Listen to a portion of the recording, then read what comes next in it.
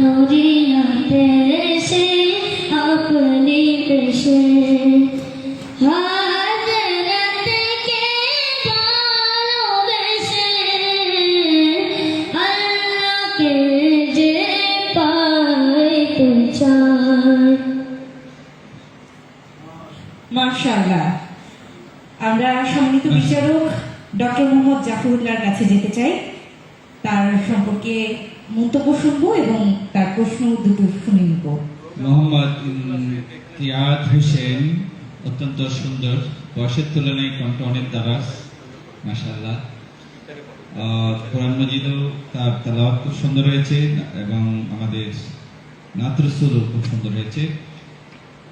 আমরা তার উজ্জ্বল ভবিষ্যৎ কামনা করছি এবং আমার দুইটা প্রশ্ন আছে। একটা প্রশ্ন হলো, বিশ্বনবী হযরত মুহাম্মদ সাল্লাল্লাহু আলাইহি ওয়াসাল্লাম অর্থাৎ শেষ নবী মুহাম্মদ সাল্লাল্লাহু আলাইহি ওয়াসাল্লাম কোন বংশে জন্মগ্রহণ করেছেন?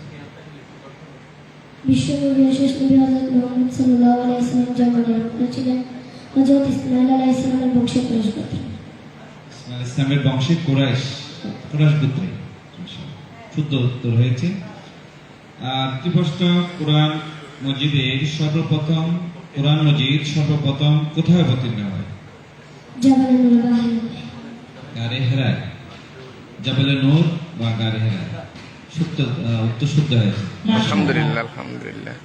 ঠিক আছে, থ্যাংক ইউ। ইমতিয়াজ, আমরা এবারে আমাদের সম্মানিত সভাপতির মন্তব্য শুনে নিই তোমার সম্পর্কে। সম্মানিত সভাপতি।